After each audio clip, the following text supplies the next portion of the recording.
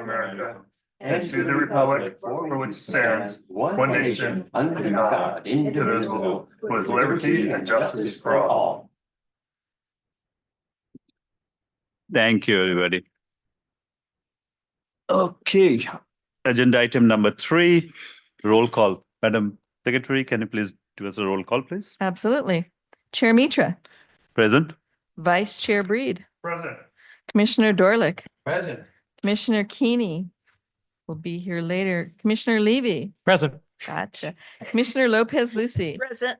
Commissioner Osland is absent and Student Commissioner Chawla will be here later. Thank you. Item number 4, special item and announcement. Temporary employee of the month, Warren Pelado. Unfortunately, Warren became ill and is unable to be here this evening. So rather than give his award and not have him here, we have moved it to December. Thank you. Special item number 4.2, special announcement by our director, Kathy Herman. And of course, I do have a few special announcements for you.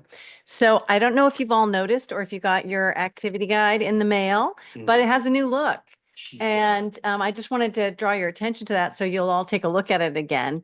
And the reason for that is, due to some of the budget reductions, one of the areas we identified is that we'd had the same fonts and same styles in this activity guide for quite a while.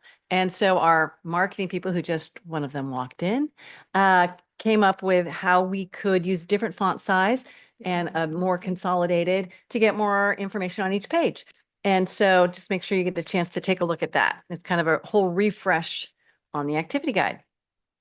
Also, I know or those of you that need to know, but the Finance Policy Committee will be meeting on 11/20 at 5:30 at the Doherty Station Community Arts Center. We moved it out there because we've got some back-to-back meetings going. So that's Commissioner Dorlick, Commissioner Breed, and Commissioner Lopez Lucy. And also, I know last month I mentioned that we were going to be looking to schedule a workshop with the Commission and the Historic Foundation on January 13th, but already that date has moved. And it's just because the consultant needed a bit more time to pull some of that together. So now we're looking at Monday, February 24th. So if anybody has a conflict with that date, please let me know. But that's the date that we're working on. I don't have it confirmed yet with all the different parties that we need, but it's a ways out. So I'm hopeful that people will be able to do that. And the time? It would probably be like a 6 o'clock, I think. Okay. 6 o'clock, right in the dinner hour. I know it's all the way to February. Everyone's got to roll the calendar over. Yep.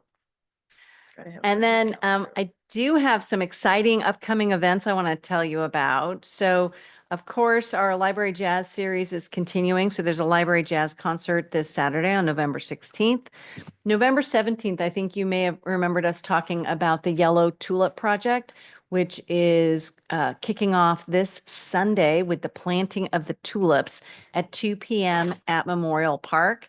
You're all welcome and encouraged to come and help plant tulips or just be there to support the efforts. And as a reminder, this is about taking the stigma out of mental health issues. And it's been put together by a family who lost their son. It's very personal to them, but it's going to create a really beautiful space in Memorial Park. There's a yellow bench and there's all of the tulips that'll get planted, and then there'll be another event in the spring when the tulips bloom. But this Sunday will be the planting. Then also on November 23rd, if you didn't get your tickets for Nick Carter, there's still a handful available. So from the Backstreet Boys, that'll be going on. On December 6th, here in the Rotunda, some of our local nonprofits, of which I know some of you are involved with, are decorating the Rotunda trees. We are tentatively looking at those, I think, lighting on the 6th. So I'll have to send you more information on that because that's a plan we haven't completely made, but I just wanted to put it all in your ears so you would hear about it. And then December 7th is the Bah Humbug Run. That's our big holiday event.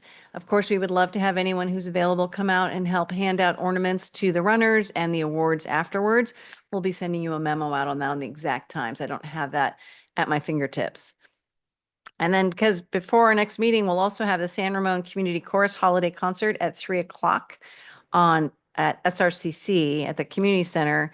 If you have never been to that, it's quite charming with Santa Nick and usually some dancers and kids and the community chorus. It's a good time.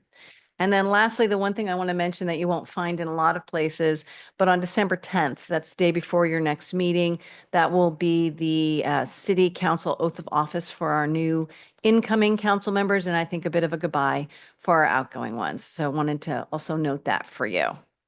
That's it. And the ice rink opening? Is The the ice rink opening at City Center? ice rink, I think, is opening this Friday. Friday, yeah. So Reports are opening where? ice rink. Ice, The ice rink. ice skating rink. I thought you said ice cream. cream. I thought, oh, ice cream. Well, Ice cream? Okay, we're having ice cream. well, there's throwing whatever, and there's gelato at the, you know. Will be the first one on the ice. Won't be me. All right. I skated for. Item number 5, public comments or written communications. At this time, members of the public are encouraged to address the Parks and Community Services Commissions on any item not already included in tonight's agenda. Comments should not exceed 3 minutes. During public comments, members of the public are permitted to address the commission to items that are not on the agenda and are within the commission's jurisdiction. No commission action can be taken at this meeting on issues raised during this public comment. Madam Secretary, do we have any public comment? We do not. Thank you. Item number item number 6, approval of minutes.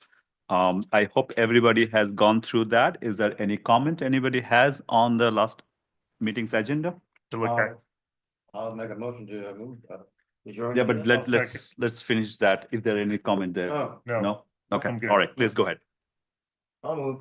We approve the minutes from October 9th, 2024. second it. We pressed it? We did. That's okay, you can leave it like that. Oh, I got to vote. Okay, now it's coming. Sorry, Will. No big deal. I have enough points. You get what? That's what everything. You still have the seat that rings. All right, is that results coming in?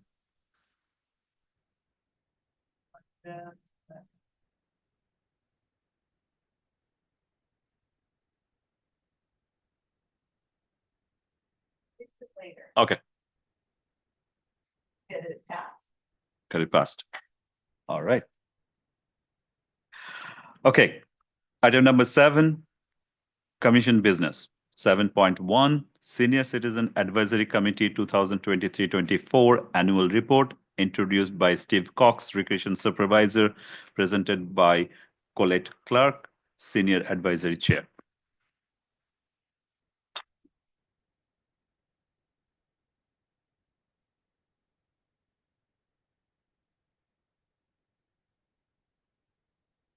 Okay, good evening, Chair Mitra, commissioners, and members of the public. Thank you for having me here tonight. I am pleased to introduce Colette Clark, who's to my right here. Colette is the current chair and also second-time chair of the Senior Citizens Advisory Committee. And Colette will be presenting the 2023-2024 annual report to be received by the commission and to provide feedback and hopefully to approve. Colette has demonstrated strong leadership and dedication to enhancing programs and services for the senior community and has been a great chair and a great representative to the community for seniors. At this time, though, I would like to turn things over to Colette as she shares the highlights, achievements, and future goals outlined in the master plan under inclusiveness, primarily under 3.1 and 3.2, as for this senior citizens annual report.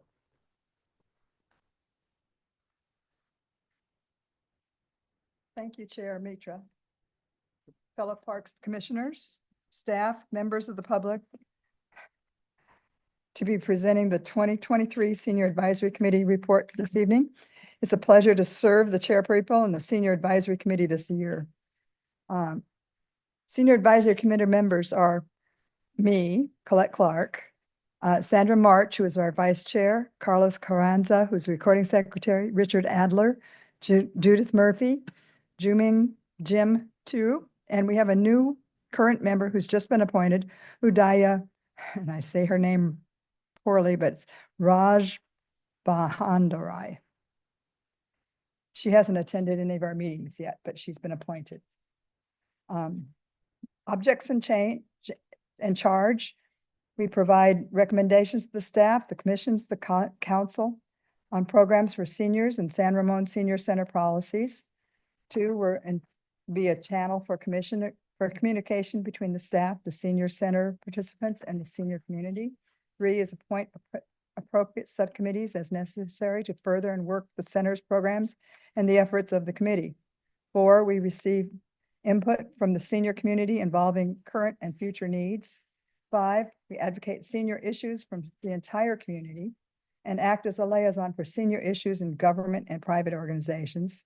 And 6 is identify problems and services and recommend appropriate solutions. According to the bylaws for the SAC, the object and charge of the committee are what guides the SAC. Accomplishments and actions. We engage with senior living facilities in San Ramon to gather feedback on services their residents might be interested in and provide information about programs and activities offered at the Alcosta Senior and Community Center for individuals age 55 and above. Members of the Senior Citizen Advisory Committee visited 5 local assisted senior living and age 55 communities in San Ramon. The visits provided insights into the needs of San Ramon senior residents and provided a better understanding of how the Alcosta Senior and Community Center could offer complementary recreational services. We visited Valley Vista, Brookdale, Ivy Park, Sunny Glen, and Deer Creek Apartments. Each member, including me, Judith Murphy, Richard Adler, Carlos Carranza, I keep putting an N there, Jim Tu, provided reports on their observations. Accomplishments and actions 2023-24. We provide staff with feedbacks to revise the survey questions being asked from the previous senior needs assessment and provide support to the dissemination of an updated senior needs assessment. The members discussed and decided to revisit and develop a new survey questions for the updated senior needs assessment. The committee wanted to ensure that the assessment questions accurately reflected the evolving needs of the San Ramon senior population, which is later, we made it a goal, so it's going to be discussed later. The accomplishments and actions 2023-24, analyze the outcomes of the senior needs assessment and provide feedback according to the findings. The committee decided to revisit the existing needs assessment survey. The committee intends to analyze the outcomes and based on recent data to provide informed recommendations for future senior programs and services. The committee also put that in their goal for 24-25. The committee will assist the staff and the administrators of the new senior needs assessment with updated questions to insert captures and most relevant information. Accomplishments and actions. We collaborate with staff to identify important information to be included in the welcome package tailored for new San Ramon residents age 55 plus that can be passed out at the Alcosta Senior and Community Center. At the June 3rd, 2024 Senior Advisory Committee meeting, members received and discussed the contents of a welcome packet for the first-time visitors in Alcosta San Ramon Community Center. Based on the feedback from the Senior Advisory Committee, the welcome packet should provide a warm introduction and essential information to visitors at the center that includes such items as a welcome letter from the City of San Ramon and the City and the San Ramon Senior Center Foundation, a facility contact list, the Encore newsletter, membership forms, program schedules, transportation options, and other important resources. The welcome packet was assembled by staff and provided to the new visitors. Well received. Accomplishments and actions. Recognize and select an individual senior citizen and/or aging-related organization who have significantly contributed to enhancing the quality of life for senior residents in San Ramon on the triennial basis. Over the past year, the Senior Citizen Advisory Committee selected and recognized several senior recipients for their outstanding contributions to the aging population in San Ramon. Individuals Mary Davis, Jackie Esse, Cam and Phil Reed, Vera Wimbush, Angela Cotton, and organizations AARP Tax Aid and Dublin San Ramon Women's Club went above and beyond in providing volunteer services for seniors in the San Ramon community.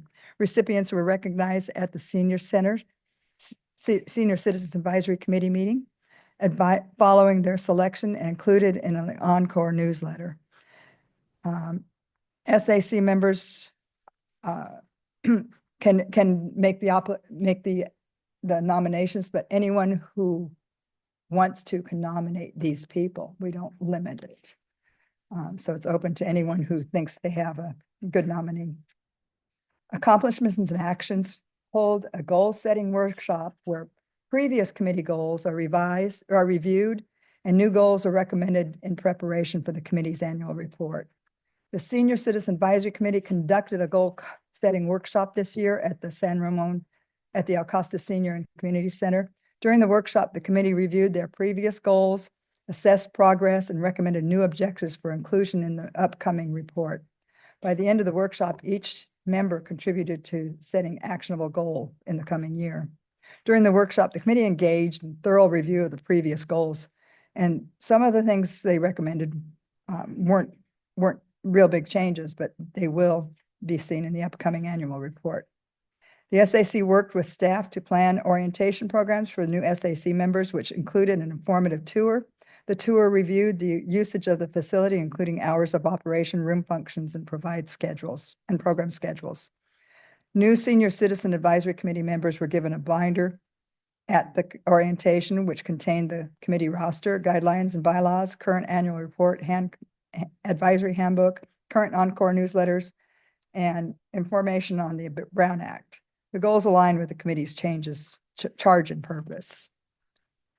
Accomplish and actions 2023-24. Collaborate with the Teen Council to propose integrated program ideas that can be implemented in the Acosta Senior and the Community Center. The Senior Citizen Advisory Committee, in collaboration with Teen Council and the staffs, successfully implemented several intergenerational programs. These programs included the Teen Tech Days, lunchtime performances, and senior educational workshops. Workshops fostering meaningful connections between seniors and younger generations.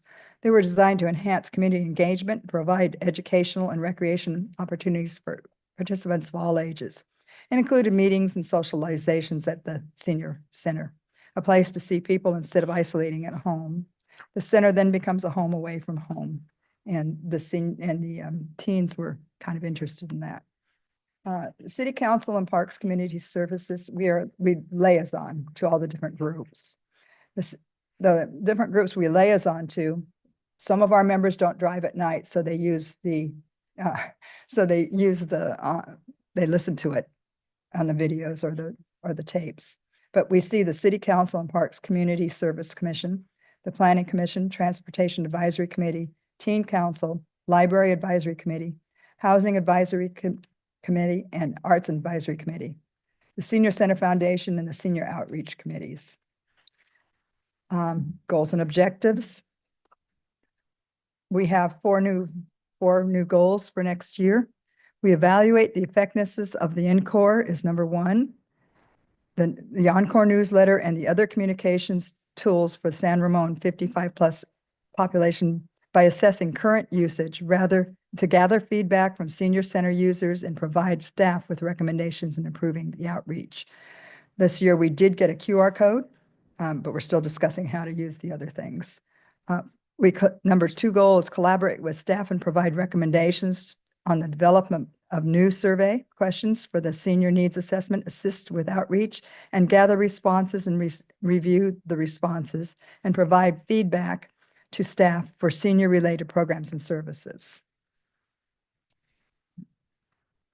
Number 3 is identify and collaborate with key senior-related community stakeholders, including local organizations and public service providers, to develop a volunteer outreach program aimed at connecting with seniors in San Ramon.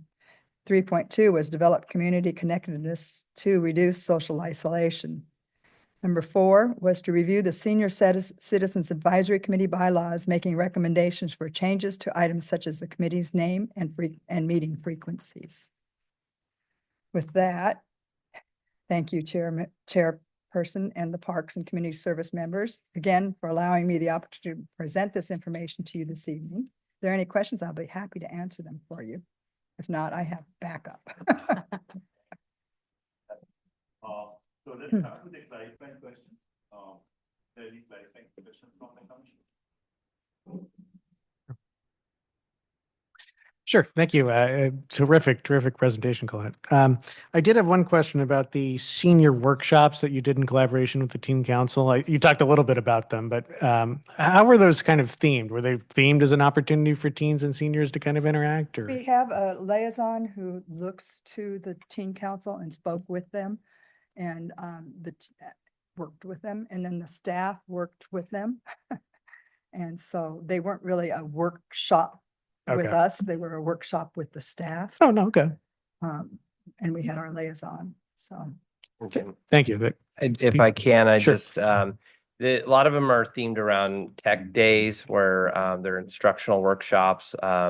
Recently, the computer lab, or now our technology center, was upgraded. So teens from the teen council or their greater program would come in and go over certain themes of tech. So one day it might be emails, one day it might be how to use your phone, whether it's an Android or an iPhone, or your laptop or your tablet. And so usually it was 2 to 3 teens who would come in and then work with 2 to 3 different, older adults who might have questions on how to use those items.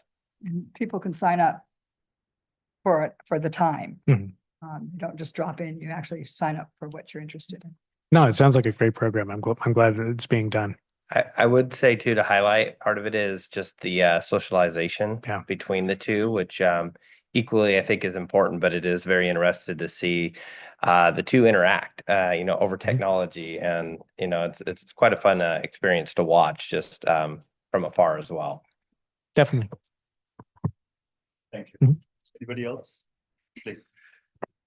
Hi, thanks for the presentation. I appreciate it and super informative. I need to ask some questions that really kind of educate myself. So if you don't mind, when we go visit other senior centers, because I know we've done that for a couple of years, how do we capture the learnings and where are they captured? What we learn when we go see the other senior centers, how do we capture those learnings and We how get are they used? Yeah, we get a report from each person. Uh-huh. We go online and we get their monthly letter. I spoke with the person who has Steve's equivalent job. And I spoke to the person who was on their equivalent job to me. A lot of us don't go to the places. They call them, talking to them on the phone. Okay. But I went personally to the Concord place and spoke to them because I wanted to see what they had because they were larger than us. But our facility is so much nicer. Good. So, and the people are much more friendly and helpful. So I was really glad I'd gone. Super. Okay. And I'll make a comment later. And then my other question is the needs assessment survey. What is the objective of the survey? What are we trying to find out in that survey and kind of how is it formatted? Well, we did it, 5 years ago? 5 years ago. Okay. And it was a format of important to not important. We gave them questions and then they rated it. And the group decided they didn't like that form. They didn't like the questions that were asked last time.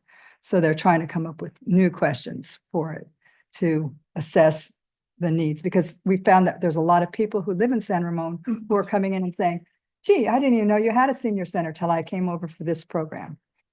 And so obviously the word's not getting out there. So they've had a discussion about that.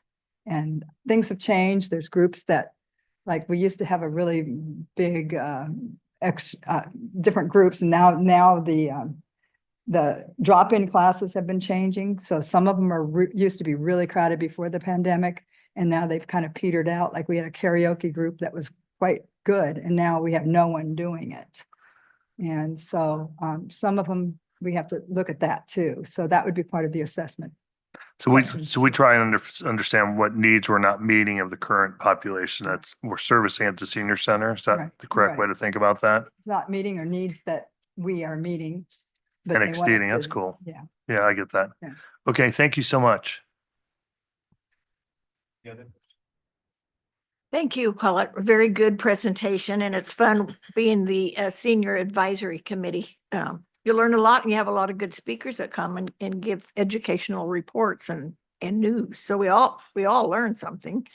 But the one question I had, because I had read and that there were going to be some changes, or you're upgrading the tours that we have. Can you explain, is there going to be a change, or how you just sign up for those when you go up to the senior center? Are you talking about the the bus. lunch bunch? Lunch bunch, I guess Yeah. it would be, yes. Well, I can't remember what they were doing to change it. They weren't really changing it. They We're were just just, updating and they're updating, we make it so that anyone who's an Encore member, which is the $35 joining the city, has priority. They get a day ahead of time. And then the other people can all sign up, and it's a first come, first serve sign up. Do they have a certain amount of each month, or is it different? Well, it's different each month. It depends which bus they're taking. The Mm, bus seats. The larger bus or? 15? 17. 17. And there's sometimes we had, our lowest that Susie said was what, 8 on the small bus? We did take the small bus once on a local Yeah. trip, yeah. Yeah. And I could just say we offer about 2 to 3 trips per month over the course of the year, which averages out to around 28 to 30 different trips, or at least opportunities. Like most programs, it does have to meet a minimum to go, which is usually enough to seat on the large van. That's usually the one that we take for most people, and it usually probably averages around 14 to 15 people over the course of the year. Hmm. And then the only feedback I got from somebody, they said the seats were hard. That's the only feedback I ever got. Program was good. The program was good. They loved it, but it was a long trip, and that was hard seats. So, Oh, thank you. I have just one question. I don't know where I read that. Did we ever do any tax related services to the other senior citizens? Ever? We did, right? yeah, we have a tax, ARP tax, volunteer group that does the taxes. for And we the- still have that on. Yes, they're through Okay, all ARP, right. and Steve would know more about that. We have a lot of people who volunteer that. Yes. Yeah. We work with AARP Tax Aid. We provide the space and facility. And I don't have the number, but I believe it was about 150 different individuals came through last year to have their taxes done with AARP on site. It's very busy leading up to that April date when taxes are due. And many times they fill up to the point where they're unable to even take more appointments. Now, some people do wait a little bit longer than maybe they should. So we always encourage, we promote and advertise that very early. So make your appointment. You'll see in the January Encore appointments will be taken. So if you are looking to get your taxes done, that is the place that you can do that with AARP. And is it free or discounted for the senior citizens? It is a free program with AARP that they issue and do the tax submittal for you. Okay, all right. We encourage it for the seniors. Thank you. All right, if there is no other clarifying questions from the commission, I would like to move to public comments. Madam Clerk, do you have any public comments? No public comments. Okay, let's move on to commission comments. Should we just go from the right? Commissioner Levy? Sure. No, I think the work of the committee is great. I think it's well targeted to the population that it's trying to serve. I also like the fact that the goals for next year involve kind of reviewing the committee's name and meeting frequency and overall subject matter purview. I think that's great to see that kind of refresh, so that things stay current and that the committee stays dynamic and trying to get the best services we can for the seniors in this community. So I don't really have any other comments other than keep up the great work. Thank you. Commissioner Lopez Lucy? No, I don't really have any other comments. Okay, all right. Thank you. Commissioner Dolly? Yeah, please. Could you elaborate on the Senior Service Award? We take applications for the Senior Service Award, and the month before the encore comes out, we vote on who will get the award based on the applications that came in. Okay, and what month is that? January. Good. It's a 3 times a year. report. Okay, so is it a senior citizen that has done service, or is it someone that has done service that benefits the senior community? Well, Both. yes. So you need to be 55 plus, and then, No, they no. can be 10 years old if they really, really benefit. the okay, well, that was my question. That was my question. You said both. No, it benefits the senior. So it could be community. anybody in the community as long as their program or their targeted activity benefits the senior committee, community. Community. Okay, so it's not a senior that does work, it's work that's done for the senior community. Okay, Mostly, there are people we nominate, individuals, and then there are clubs that get nominated. And I'm Okay. sure if there was a business that was exceptional that somebody put in, we would so consider. this is like Citizens United, you can be a corporation or an individual. Okay, just want to make sure. All right, has there, is there a formal presentation? Is there an award? Is there a plaque you put on the wall or, Oh, this is the application. okay, Application asks the person who's submitting certain questions. okay, Why you're nominating this person and what they have done for the. okay. Do we have a soft copy that could be sent to the commissioners? Not yet. Okay, I can scan it in. Yeah, it's not our problem. We can also put it in the rec report next time or send you one either way. okay, yeah, that'd be great, just so we have an idea of, And then we have people submit that, and we don't get a whole lot of response, but we've had one for every encore so far. okay, is it generally self-submitted? Or is it someone nominates somebody? Somebody's nominated someone else. Okay. We haven't ever had a self-submitted yet. No, but you could. Yeah, you We've could. just- Yeah, you could, Yeah, but but generally it's someone else And that, then we've had some where the person says, this person makes it great to play cards. Well, do we want to give them the award? well, yeah, no, yeah, I get it. Yeah. so- They saved me a parking space. Yeah. Yeah, okay.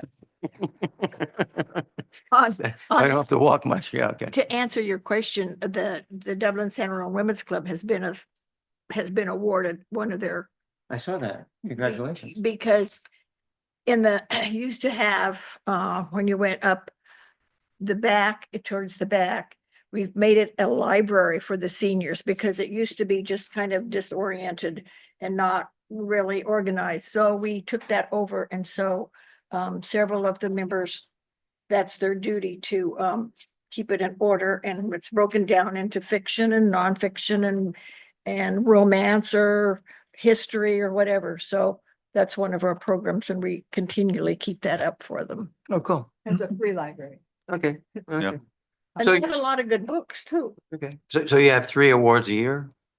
Yes. Okay. Okay. Fantastic. Thank you. Cool. Anything else? Wasn't that enough? You tell me. Yeah. Okay. That's my only question. Okay, all right. Commissioner Corning?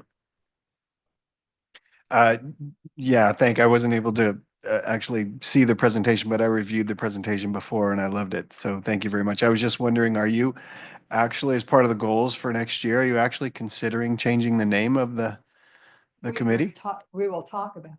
I mean, Okay, It's possible. okay. If we looked at the other communities that we visited, some of them have changed their names. So Pleasant Hill became the community for, what do they call themselves? They changed their name from the senior community to community for And a lot, yeah, Mhm. many have changed it to like wellness. aging and Okay. wellness. Aging and wellness. Okay. They don't necessarily call it senior citizens. Got it. So it accommodates a broader age group. And Still some- older adults. Yeah, and some of them have changed it to 50 instead of 55. One of them Okay. did. That was one of the ones in Santa Clara there. Yeah. Mm. Okay. Oh, that makes sense. Okay. Thanks. I was just wondering. Over the Hill Gang, something like that. Okay. We don't qualify. Vice Chair Britt? Yeah, hey, first of all, thanks again for the report. I want to provide some perspective. Each month we get a report and talks about the activities that we provide this community, as we call the senior community in San Ramon, from even this report where we're talking about wills and tests and from taxes to the technology days. And I say all this because my mom lives in Arizona. I just asked her about, the Scots-Owitz have offered her, and you compare what the work that your team has done to provide different services and understanding the trends that our seniors need, I think is really good. And I can't thank you guys enough for the work you've done and the variety of activities from yoga to what we offer this community, which is amazing. So I get thoroughly impressed every time I go over there and also see some of the output from your committee and also the work, obviously our staff does. My own feedback is a couple things. One, would love to see what the assessment shows and be part of the report, Steve. Because it's kind of calibrating our services. And the other thing I really always think that's a huge opportunity is how do we get more of our senior community? I know you guys talk about it, but creating an awareness. We're about to get a report from our social folks, but how do we create more awareness to get more seniors involved in this wonderful senior center? And I always would love to see that as a goal, personally, because we do so much. That's phenomenal stuff. So how do we get more people engaged in the city, right? And not, I don't know if we do use different types of mediums to communicate, but I think there's different ways, especially like in the Doherty Valley, and how do we reach those type of seniors? And then the last thing is more for you, Steve. I always think it's helpful when we put goals in how they're linked to the master plan. So I really love to see us take the master plan. And I was trying to prove that last night is we're in the master plan, there are goals linked to whether it's our senior advisory group or if it's our library group. How are we making sure that we're supporting what's important that this committee put as in the master plan? So in a report for me, it'd be helpful to know that we're working on stuff that's within the master plan. So, and you might say there's nothing, I know there's something applicable, but I like to see the link that we're working towards what's in the master plan. So that's my feedback on that one. That's it. Thank you, Vice Chair. From my side, I think, Colette, thank you for you and the whole advisory committee members. Please convey our gratitude to them as well, because this is serving the senior citizens is a noble job for all of us. I mean, we need to take care of our senior citizens. So really appreciate that. So I don't have any comment on that, but just wanted to show my gratitude on behalf of the whole commission and the community to you and the whole advisory committee. I do have one more comment. We do have 2 openings. Oh, We okay. don't have any alternates, and last Okay. month before, we didn't make quorum. Mm, So, mm, because there were only, you had to have 4, and we lost a member, so we had 5, and no one showed up. Wasn't there a new person you mentioned? The new person just got appointed this month. Okay, but now we're hasn't- full on that, come on on yet. that number. There's 2 empties. We're no alternates. mm. So When will they be appointed? we have to apply. We don't have anyone. No, who's no, no, applied. the new person. The new person's been applied. Okay, okay, so She city just council hasn't did attended. approve it. It's Okay, been approved. So she will come to our meeting, but she was named the meeting we'd cancel. Right. So Yeah, okay. she hasn't. So there's 2 alternate positions open. Yes. Okay. yes. Believe me, we're searching, we're telling people to try, but we haven't been able to fill it. Okay. Yeah. Okay. Yeah, not having the meeting because of the quorum, it's not a good thing. So, yeah, of course, we need participation. Well, and yeah, if I just to piggyback off of Steve's comment that, I mean, those of us up here who are, I mean, I'm at the kind of the back end of the baby boomer age, right? I mean, like right there on the cusp. But we tend to be a little bit more closer to the digital natives as opposed to the digital immigrants, right? So in regards to outreach, I think it's probably start to be more effective to use social media and digital platforms and things like that for outreach as we kind of progress continually. So that would be my only feedback. And because I consider myself kind of on that cusp and being a little bit more accessible to technology in that. So just as far as outreach, it couldn't hurt, I think. Yeah. Yeah. But thank you. That was terrific. Yeah. Great, Bruce. Thank you. Thank you. Yeah. Have a great day. All right. Moving on. Item number 7.2, Parks and Community Services Social Media Strategy. This is interesting. Presented by Amelia Kulzicki. Sorry if I pronounced it wrong, Vacation Coordinator. There's a turnaround for you. That's what I'm sure you know. Everybody mispronounce your guys' names. You had to do that, right?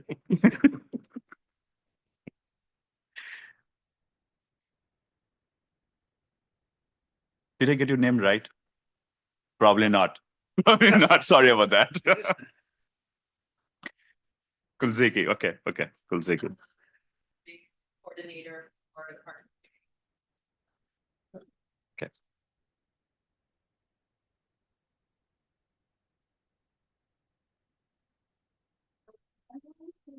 Figure the social media strategy, a little bit broad in the beginning, and then specifically for our department. It's important to keep in mind because the accounts that I'm talking about are shared accounts for the city of Catalina. Little faster. Rewind. To the city of Santa Rosa.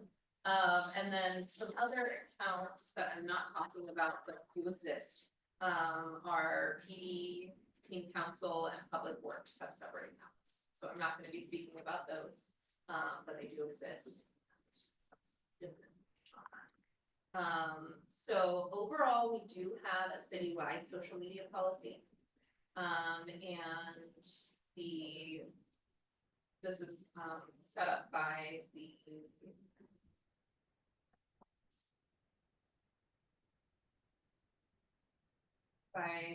communications committee, and that has individuals from every department.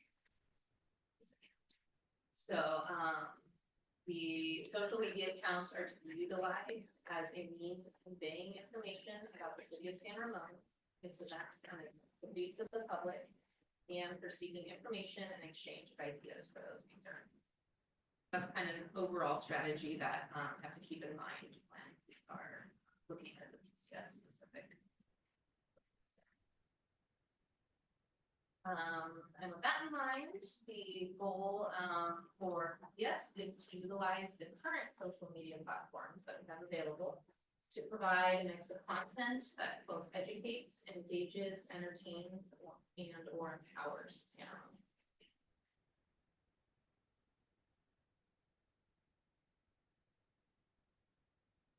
Referring to content, I'm talking about the graphics, videos, and text that we will share.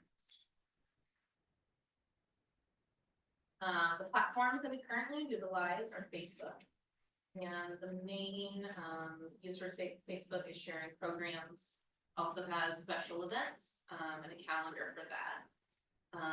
Meta paid advertising, we use both through Facebook and Instagram. And Facebook is a visual and text format. We also have Instagram, which is great for our arts programs and events. More of a visual format. So it's wonderful for our arts programs. Threads, which is the newest platform. It's very similar to X or Twitter, in that it is sort of text format. And I'll talk a little bit more about each platform in a moment, as well as Nextdoor. And particularly with Nextdoor, we share meeting notices and agendas, lots of older adult programs and special events. It also has a special events calendar. And the weekly city news and events goes on Nextdoor as well as the city website. And then finally, X. X was previously Twitter, and is probably utilized the least at this point. But it's useful for emergency updates, road work, and things that need to come out very quickly. So I know it was utilized more during COVID to share information quickly, but we're utilizing it much less now.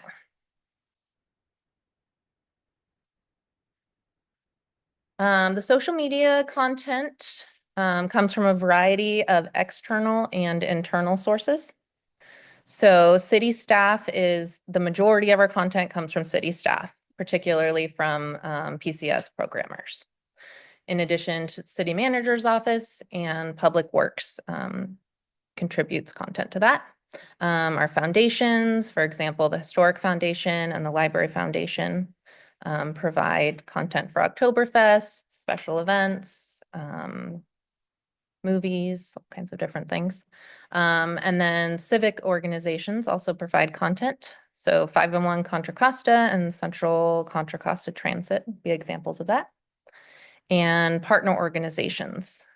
We do get a good amount of content from partner organizations, mostly the ones that we have partnership agreements with.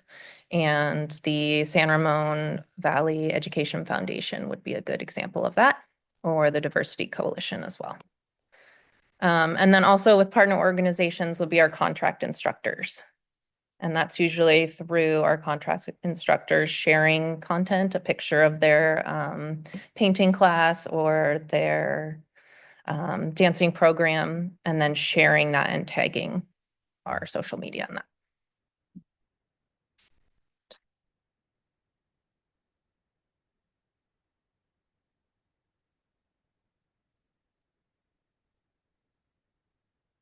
So we schedule and publish the content using Sprout Social. And Sprout Social is a social media management platform.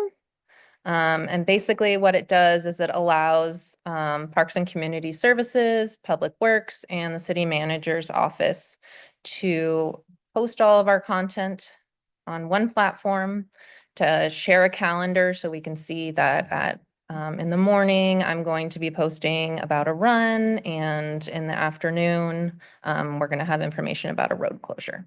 So it gives us a shared place where we can have all of that information, as well as allowing staff to track and run reports on the social media analytics, our user demographics, as well as comparing across our channels. So there's a lot we can do with Sprout Social, and we all utilize it quite a lot. So I'm going to talk a little bit about each platform that we use. Facebook currently, I think, is our most utilized platform at this point. And a post you can post, which would include images, text, and videos that appear in your feed until they are deleted. Reels are 30 to 90-second videos posted to a Reels feed on mobile devices only. Videos are up to 140 minutes and are posted to a page feed.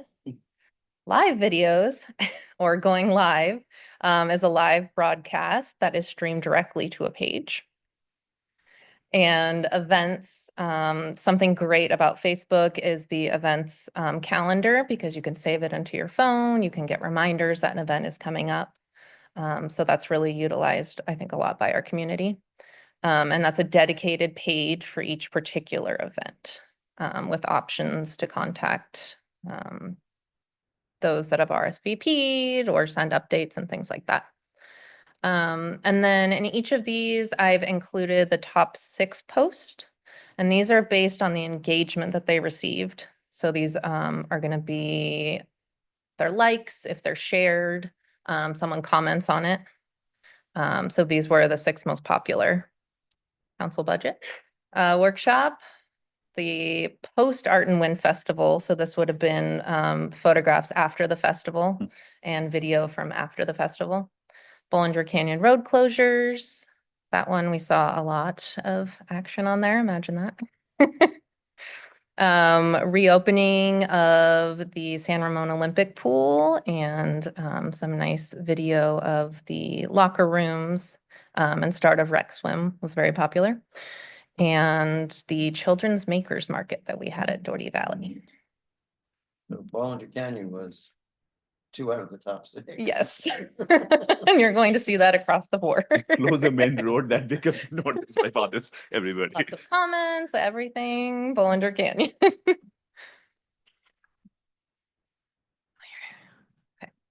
And Instagram.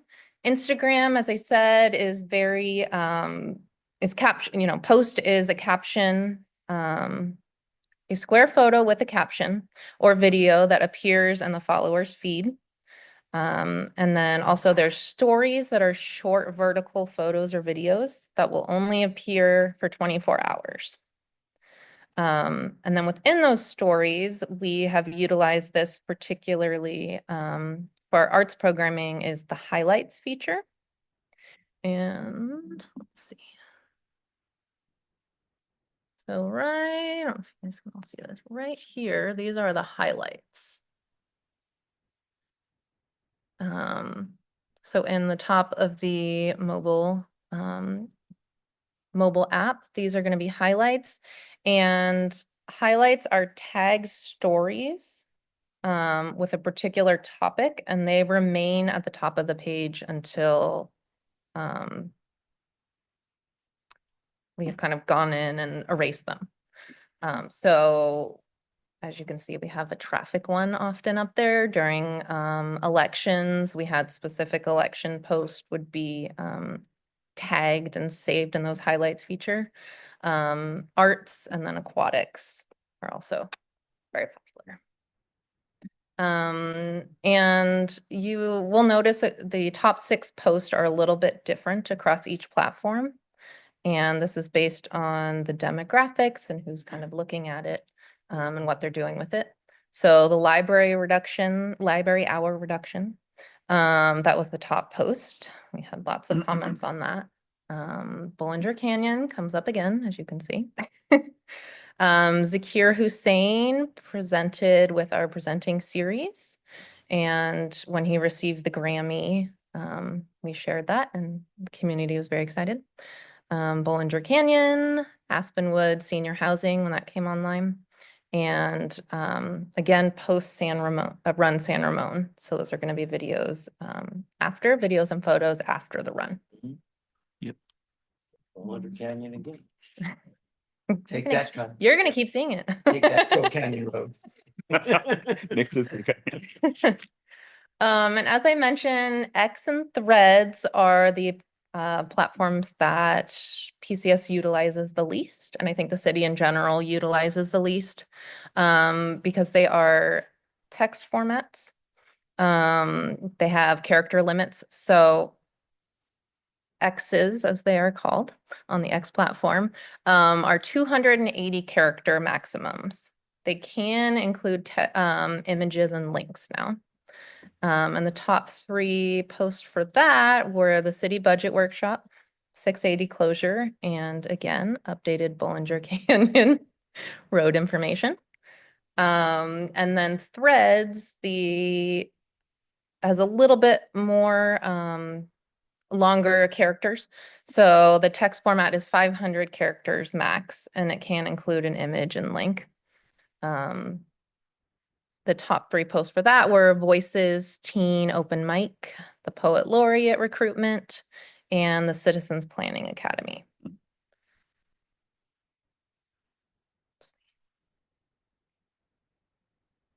And then finally, we have Nextdoor. And Nextdoor, you can post text with a rectangular photo. And then there is also an events feature. And it's again a dedicated page for an event that's added to the community calendar. And the top 6 posts for that are Bollinger Canyon and Bollinger Canyon again, the Art and Wind and Memorial Day events, tennis courts when they came online to be reservable, Zakir Hussain, and Crow Canyon Bridge Design.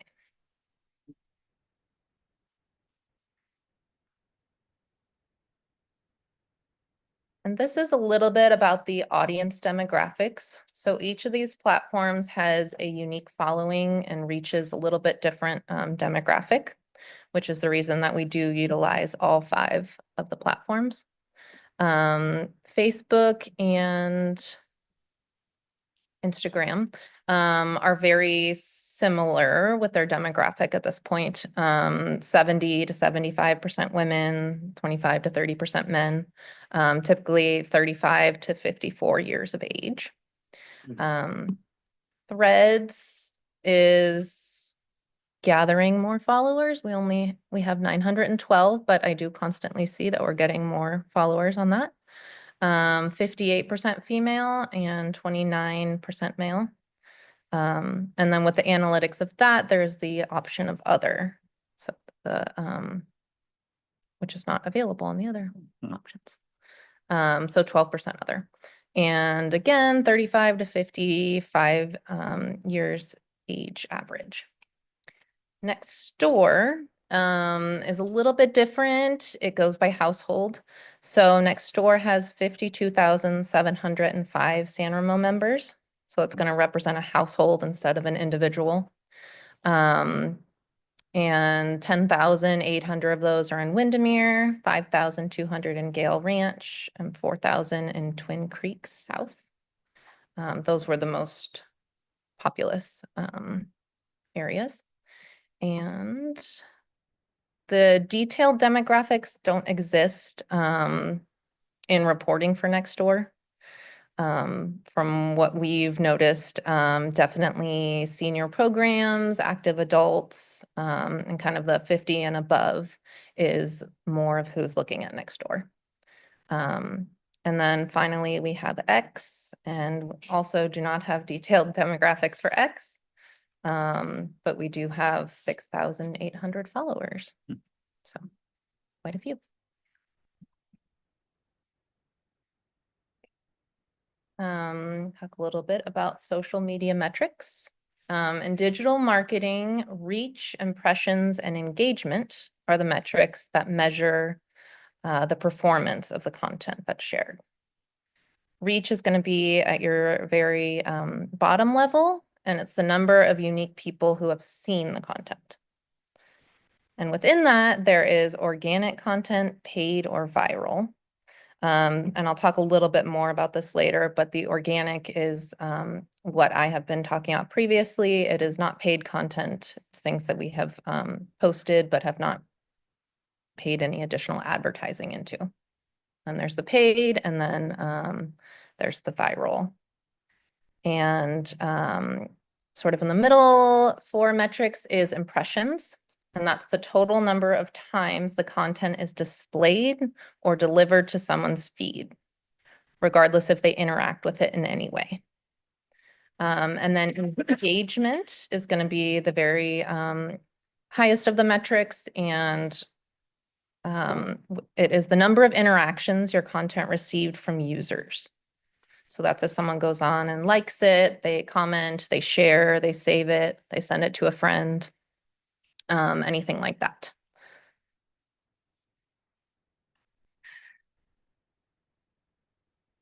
So these are some general metrics that I ran from January to the end of September of this year. And you can see that we have Facebook, Instagram, and X displayed here. And the reason for that is that Sprout Social does a great job with the metrics on these. Nextdoor, again, is separate and does not have very good metrics, nor does Threads. So let's see. So during that time, our audience was about 17,775 total. And you can see there's a breakdown there between 5,600 being Facebook, 5,200 being Instagram, and then 6,800 for X, which is significant. And the audience growth during that time, so how many additional followers that we had was 60%, 1,446. And let's see, and then our impressions overall, we'll look at the engagements overall, were 54,005. So that continued, that went up 39.8% from the previous year. Let's see, and then video views, videos and reels are very popular right now. So 213,599 views, just for videos. And a lot of that would be from the light parade, and some other events like that.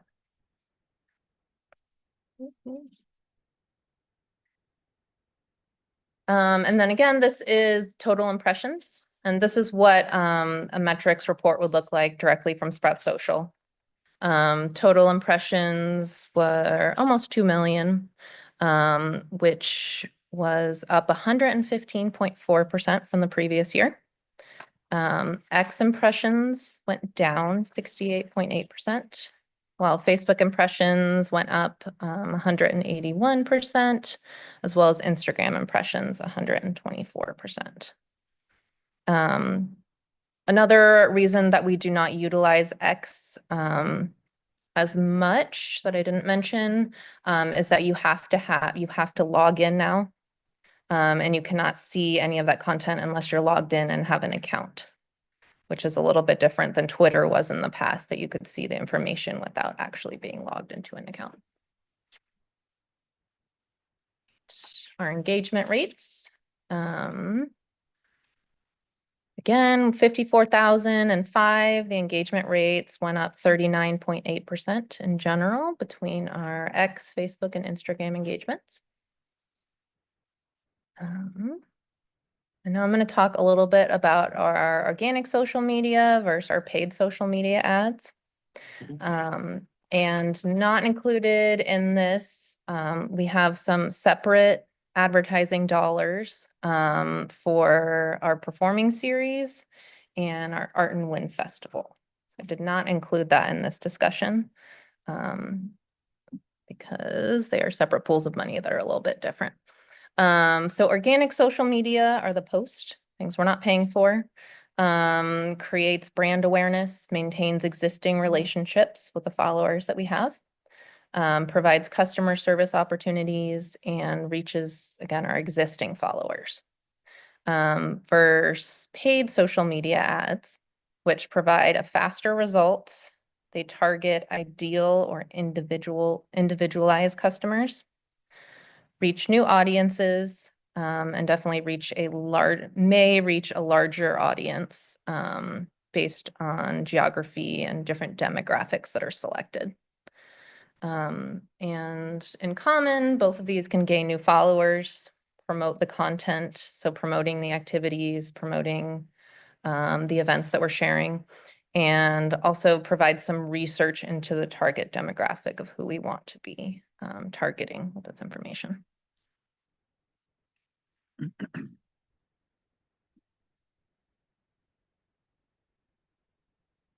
And this is a little bit more about paid advertising. So there are boosted posts, which are fast, affordable ways to promote an existing post. So you post it on Facebook, you go back, you say, I want to spend $100 to boost this post. It will select who it's going to go to, pretty fast and easy way, and a good way to engage your current followers because you're not selecting anything specific.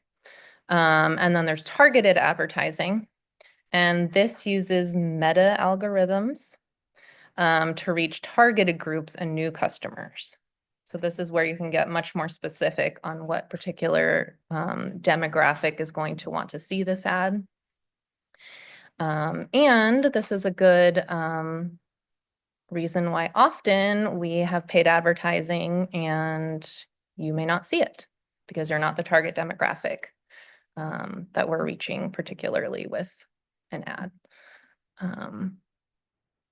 Yeah, let's see. And this comes up, sometimes I'll have one of the programmers call and say, hey, you know, we spent $50 on this camp, but I don't see that it's being advertised anywhere. Well, the demographic is not a 24-year-old male that lives outside of San Ramon. So who's going to see that is going to be the 35 to 50, 4-year-old female living in San Ramon with children. And let's see, some of the paid advertisements that have done the best were the call for the gallery artist for, that was in August, as well as a call for artists for the locals only juried art exhibition. And then the Isabel Azam Fashion Camp.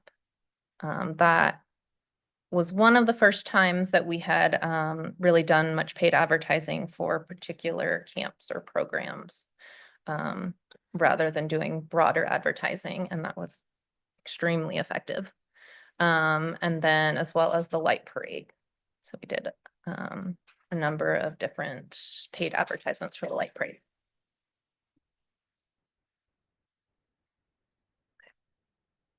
Can I ask a question? Sure. So would you do a paid advertisement for Light Parade over the, say, Art and Wind Festival because It's a relatively new event.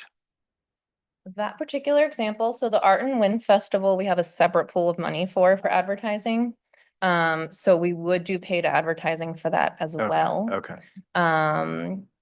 But yes, for other, in general, for other new events or something that we really want to get out to the broader community, like the light parade, then we would Got it.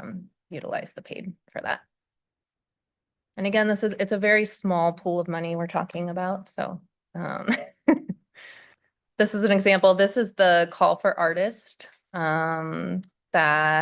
so it was a 7-day run. We ran it from March 29th to April 5th.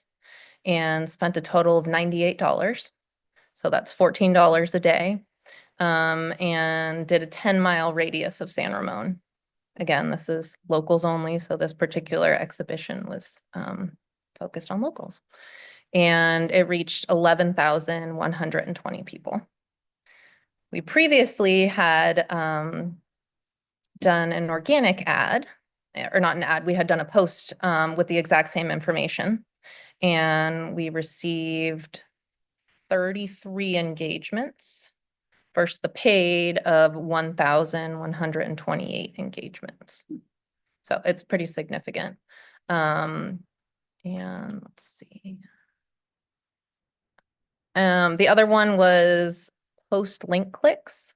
So this is if you were going to click through and actually go to the application as an artist or someone interested in the exhibition. And when we did it as organic, as a post, we received 5 clicks.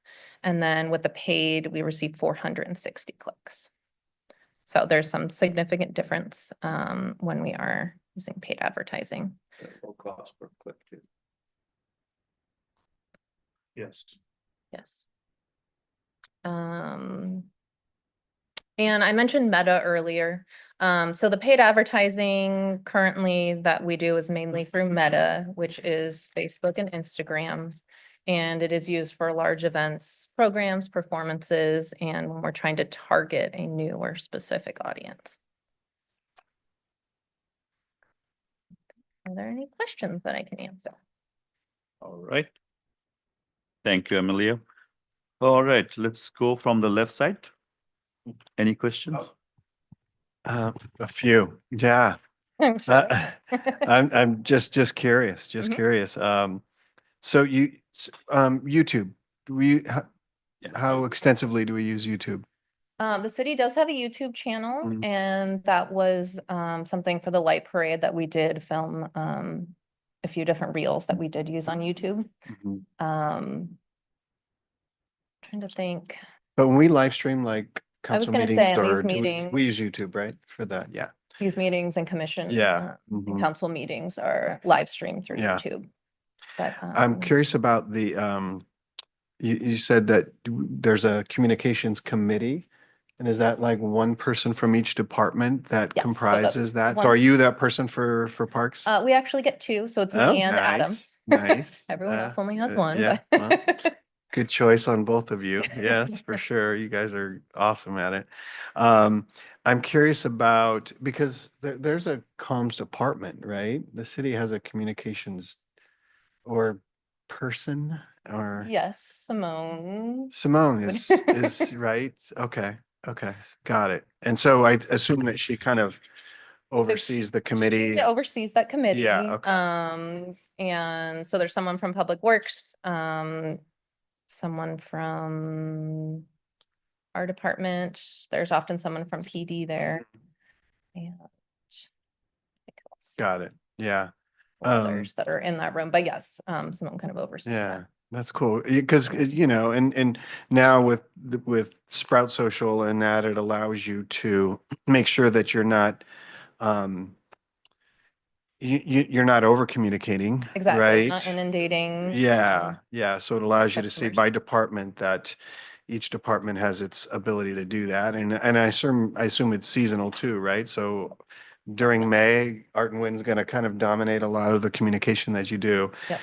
You can tell this is my jam, so that's why I've got a few questions here, Yes, but of but course. no, I've always been very, very enthused about what the city is, how you guys go about it. But so next door, there are new there. It's more flexible now, right? There used to be more restrictions on government agencies and public agencies around next door and their policies and stuff. Now you have pretty much carte blanche, right? I mean, you can post whatever you want. Is that true or? Yes. Okay. Mostly. So, Adam, we were just talking about this. The accounts first. Yeah, so for Nextdoor, we do have carte blanche to be able to post whatever it is that we want. Yeah. The problem with Nextdoor is that the number of impressions, so that's the number of people who actually see the post, like our reach, is significantly low. And that's the problem that we have with Nextdoor. So even though we have 54,000 members, maybe only 120 people actually see that post Got that it. we're posting. So as a government account, we get very limited in what people see unless it's an emergency post. And Okay, so if it's that's an right, emergency yeah. alert, then it gets blasted out to everybody. And that's what Nextdoor has allowed government agencies to be able to do, is have that emergency communication and that connection. And that was the initial purpose of having agency accounts. But it's been significantly reduced in our allowance to be able to reach our residents on a regular Yeah, basis. okay, okay. And then do we have policy around how we engage then when on Nextdoor, for example, because it can be super negative. And I'm thinking, for example, the Crow Canyon road work. We saw a lot of stuff on Nextdoor and I'm Twin Creek South. So I'm just curious how we decide if or when to engage in a conversation or a discussion platform. Is there policy around that, or is it, because I'll give you, I think Chief Carlson is amazing when it comes to this stuff. Because he knows when to jump in, he knows when to, squash fears, he knows when to, when things are just going off the rails, and yeah, and he engages at the right time with the right tone. So I'm just wondering, is there policy that kind of drives that, or is it based on the individual, or? We do have a policy. We do have a policy. We do have a policy. It is very outdated, to be honest. So this is something the communications team is working on, is updated policies for social media in general. And so yes, there is a policy that exists, as well as reaching out to Simone, communications analyst for the city. So oftentimes that is something that we defer if it's, negative or something questionable, if we should respond to that, that's something we'll defer to Simone. Yeah. got it. But generally, there's also some freedom of speech.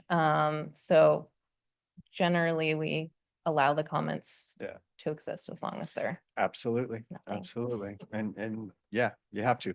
And then just one other quick question. So, and this is more of a policy related question too, because we're seeing Twitter X being just much more political in its slant, and you just go on the platform and it's like, oh my goodness. Any discussions around like, yeah, maybe we should abandon certain platforms based on those kinds of Yes. issues? Okay. Yes, I think we started those discussions in October, maybe, might have been even earlier than that. And at this point, it's remaining, again, to be able to, if we need to post the emergency communications, something along those lines. But it's typically not being utilized very much. Got it. Got it. It was terrific. Nice job, Amelia. Yeah. Thanks. Thank you. I just saw there are two speakers you have, so maybe we can go with Commissioner Lopez Lucy. Well, thank you for your presentation. I don't have any questions. I'd like the other commissioner, but it was very interesting and understanding. So thank you for the presentation. Commissioner Dolich? Oh, thank you. So any insight into the 2-to-1, woman to man ratio on the platforms? I mean, why are we not reaching, kind of an equal audience? I think generally, if you look at those platforms, that's pretty similar to who their demographics in general. Okay, So I think it's actually pretty similar to that. so it's not specific to San Ramon or the type of. No, I don't think it's specific. Okay, it's more specific to the platform. Yeah, it's more specific to the platform. With Threads, it is, I was reading the statistics somewhere else, but much more popular with men, actually. So younger men with Threads is kind of growing.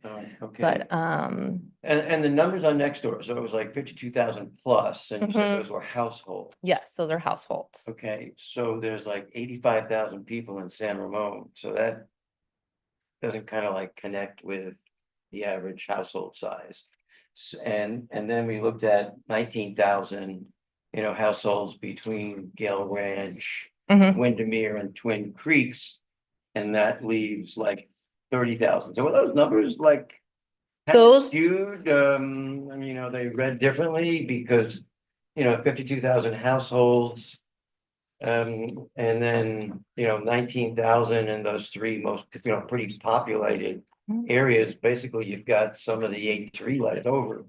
For 30,000 households. It's the 52, 54,000. Those are members. Those are members. And you have Not multiple members, households. not households. Okay. You get multiple Okay. people in a household. All right. 'cause And then it's the a numbers household. that she provided you were just the numbers based on each neighborhood. And I can't remember exactly how many neighborhoods we have in San Ramon broken into. I want to say it's like 14 or 17 or. Yeah, something those were like the that. most Yeah, popular. There's like So we eight just- Canyon Lakes. Yeah, neighborhoods. exactly. Oh, yeah, So there's there's a- quite a few. Yeah. So we just pulled the most populous neighborhoods to Okay. give you a snapshot of how many people were in Right, each. so of those are members, not households, 'cause I thought. you Correct. said Those are it was members, households. Okay, specifically members. okay, and what's the percentage between paid and organic? Ads that are Ooh. placed, there were like 6 top, but it seemed like the paid ads were very specific to particular. Events that the outreach was as opposed to just. Normal. Yeah. How many paid ads have you done? Probably 95% organic and 5% paid. Does that sound? Probably 99%. Yeah. 0.5% paid. Okay. Yeah. Okay. And what's the schedule for posting? On the different platforms? Is it scheduled or is it intentional? Both. The scheduling portion of it is sort of time slots that we have available. Does not mean that something needs to be posted then. But generally our goal is to have something posted every day. Right. Again, we have multiple users within the city using those accounts. So typically we'll have a morning and an afternoon or evening time slot. So like a 9 and a 3, and then if someone has additional, then we'll add a 12 o'clock. Okay. If for some reason something comes up, we can always add more than that, but we don't want to inundate the customer either. So there are scheduled posts and then there are intentional, programmed or Yes. event-based posts. Yes. However, usually I would say it's about 3 weeks out. We'll schedule those and that will be based on, if the event's coming up, then for certain, trying to think. Like something. For like the jazz concerts. Yeah, or for George instance. Valley or. Yeah, jazz concerts. So, you know, I'll go ahead and schedule all those ones and it will be 2 weeks before the actual concert, then the Thursday before. So Okay. 2 of those. So things that we have on the schedule that we know are going on. And then we do have a good amount of those kind of last minute ones, you know, hey, we really need registration for this. Can you put a post up today? Yes, we can do that. And is it divided between informational and event-based? Kind of a, Yes. did you know, rather than an event? Yeah. Or informational services? Yes, it's more that I'll try to spread those out kind of throughout the week. And not, you know, if we have not do 3 event posts on one day. Right. But it's more about what information, what content is provided to me or what particular events or programs need to be marketed at that time. Okay, but for example, for So- Parks and Community Services, rather than just event-based, are there informational-based posts? Yes. Like, hey, have you gone to the dog park up by, you know, Bark and Ride? Have you gone to, you know, Athens Downs lately to see the update on the tennis courts? I mean, things like that. Mhm. More informational that could be targeted rather than, you know, always going, you know, pay for a ticket, pay for a ticket, pay for a ticket type Yep. stuff. Yes, definitely. Okay, okay. And Nixle, you don't count because that's push only? That was a very good point. Nixle is PD only. Right. So, And it's push yes. only, really, Yeah. there's no. Yeah, So you would, That's true. There's no. you wouldn't look at that, communication with but that. we're definitely hooked up to it, Yes. because I get those posts. Yeah. Okay, great, thank you. Thank you. Commissioner Levy? Sure, thank you. No, terrific presentation. A lot of really intriguing information in here that definitely has my mind spinning in a bunch of different directions. One thing I did, like Commissioner Caney, I was interested in is the follower statistics for the different platforms, particularly X. I know the agency I work for saw a huge decline in our X followers after the changes in ownership at that platform in the last couple of years. Did the city experience something similar where the number used to be a lot higher and then it's gotten down? Yeah. Yeah. Okay. So that's probably a lot of cities and agencies are facing that. So that's good to know. I had a couple of questions about like sort of the processes of how the results of this are reviewed. So for the different platforms where you listed the top 6 posts for each, I'm going to set Bollinger Canyon aside because that's obviously its own thing. If you take that out of the equation, though, the topics that really resonated with the public are all over the place. So is there analysis done by like the communications committee or something, like, you know, why certain things resonated or why certain types of things resonated, and, you know, any sort of planning or targeting based on that data? Not necessarily as much to the committee, but departmentally. Mhm. Definitely between Adam and I discussing it. And sort of then future planning kind of based on that, especially with, you know, for Doherty, Station Community Arts Center, how we're going to proceed in the future based on that information. And I think.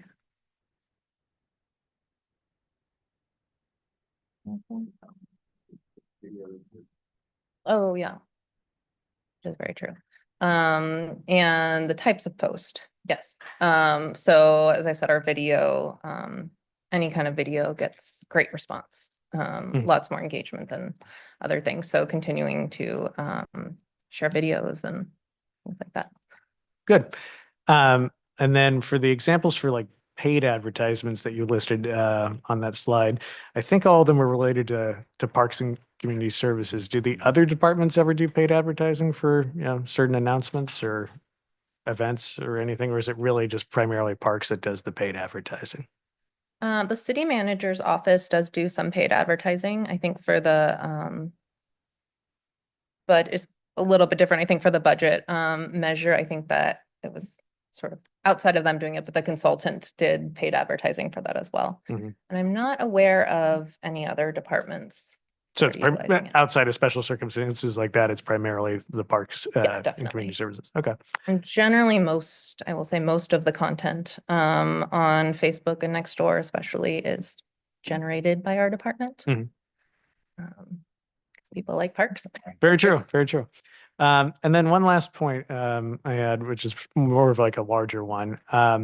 It's come up with a couple of my fellow commissioners in terms of the level of engagement that the city, or the level of response that the city provides to people who ask questions and Mhm. things through social media channels. The city definitely uses these as platforms to post information, to get it out there, but a lot of the public tends to see these platforms as ways to ask questions of city staff. And I'm not by any means saying that it's possible or advisable for the city to spend the time or resources or effort responding to most of those requests, but has there ever been any consideration given to maybe doing like a curated response, like, oh, these are the common questions that we receive, here are answers directly from the city manager's office or whatever to answer these common questions that come up a lot, to kind of, provide credible information on Mhm. things that become rumors and, if left unchecked by Yeah. people engaging on social media. Is there any thought to that kind of strategy at all?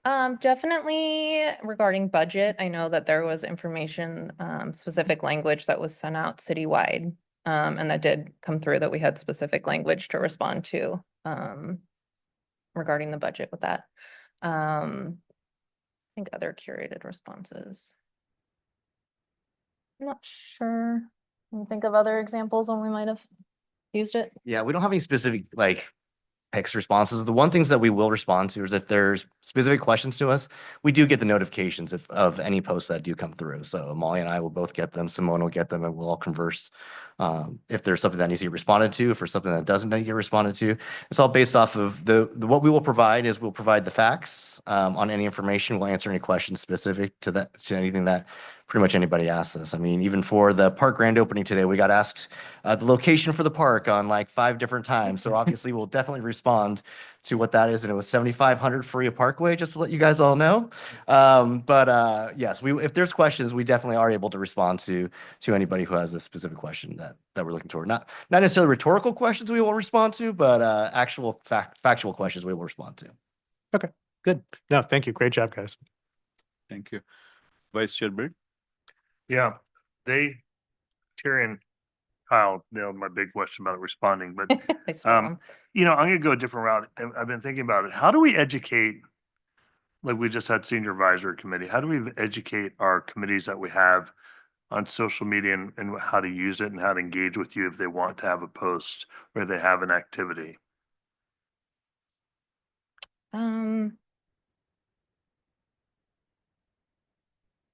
I was thinking like you have ocean. Yeah, I was thinking of when the senior presentation. Yeah, I'm like, um, and because I was looking at what kind of spurred, we may not have an answer, but if you think about I was looking at the age breakdown you had on each one of them. I'm like, okay, we got 34 to 50, we'll call around up to 60 covered, but are there different platforms we should think about that would target?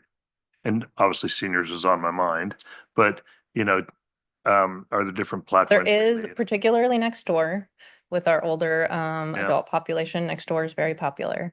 And there is certain posts that I will put on next door that we won't necessarily share on Instagram or Got Facebook.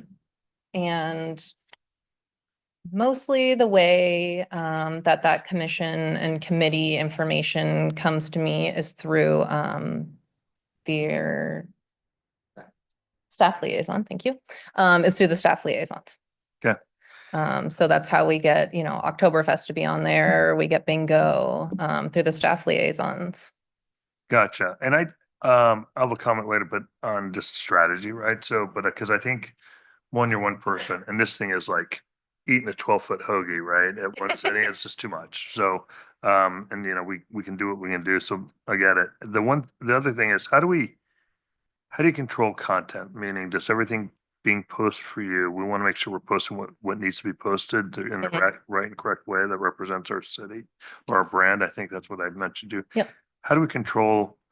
I don't know if teen council does their own posting too, but how do you make sure that we're posting what we need to post that reflects our city in the way we want it to be reflected? Well, that's me. So everything goes through you. I was gonna say that's my job, in terms and Adam as well, for Parks and Community Services. For the other city channels, I think the individuals that are on the communications team I'm just talking about parks. Basically, yeah. anything that gets Yeah. posted to parks just through your ad. That's great. Super. Actually makes you feel a Um, lot better, actually. And then the other thing is, it was so cool to show the measure, right? I mean, we get measure, we sell Tide, right? Sell Tide for a living, we measure and clicks. Sometimes a lot of clicks don't get the engagement. So Yes. we get charged per click, which is a bummer. But um, my question is how, as we continue going forward, Mhm. how, and this is a tough one, how are we going to create a measure for, and we're not spending a lot of money, but if we increase budget, how we measure our return on investment? And really, you can have the clicks, but are people actually signing up for a camp? Are they people, because I looked at all the engagements, which is awesome. Yeah. But are we getting what we really want to get? So do we have scorecards? It'd be hard because you're one person, but do we have a simple way to measure? We do in some ways because we have our registration system. Yep. And we have our ticket sales, right?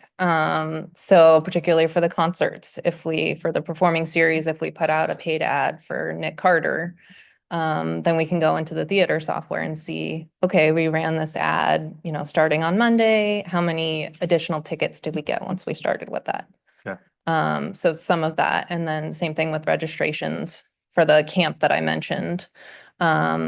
The fashion camp was very, low in registration and they wanted to get another 15 people or something like that. Yeah. We ran that ad and the very next day, their registrations had doubled.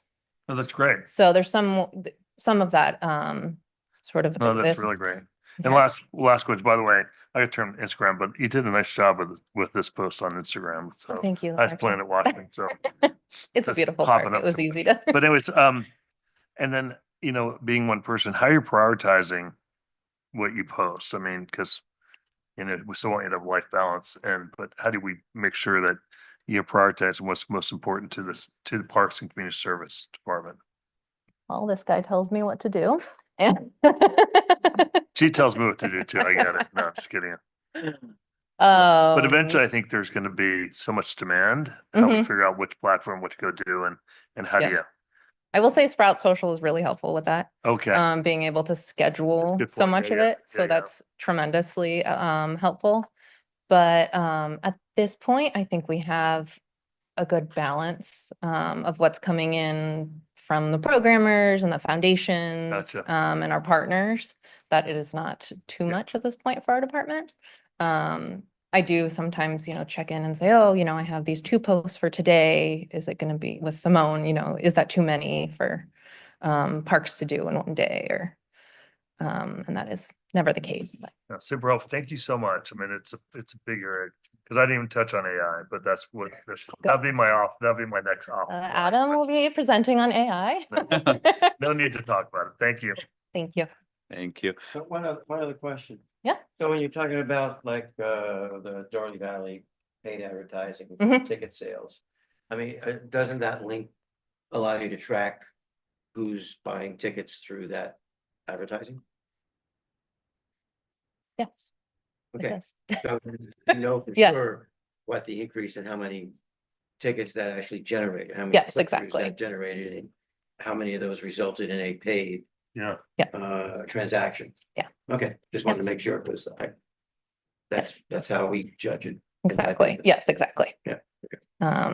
For some of our events and things like that that are not paid for or that you're not getting a registration or something like that, it's a little bit more challenging.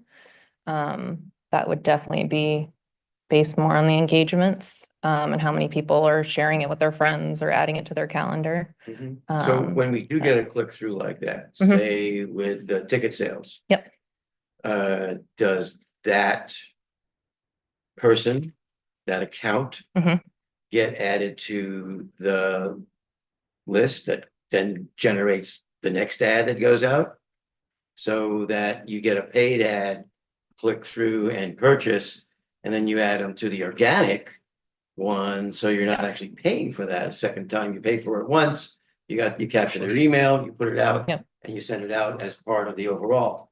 And do you add those to the list? A little bit of the challenge is that although we do have the click-through rates, and we do have the theater ticket sales, I'm not 100% sure that each person that's clicking through is actually buying that ticket. No, I You understand. know, unless it correlates. Right, but when somebody does click Mhm. through and does a transaction. Yep. Do we capture that information and put it into the? Well, into the, Facebook the and pool? Instagram does definitely. Yeah. With their algorithms, they will definitely add. So that we specifically then send them that information next time because they bought a ticket. Mhm. Definitely through email, Okay, aside from social media, but definitely through email. cool. We run all those lists. So that performing arts email, you know, if you've bought a Add ticket it for to this, you're the- gonna get it. Yeah, Yeah, to the Patriots. list. yeah, Benner season, you know, ticket holders will Cool. get. Okay. So, yes. Cool. Thank you. Thank you. I had few questions, but they're already asked and answered. Just Sorry. one quick Sorry, question. I'm here. One quick question. I'm looking at the average age, normally 35 to 54, Mhm. but I know Instagram is used by a lot of young audience. Like, so are we doing anything to, especially in the Instagram, to reaching out to younger audience?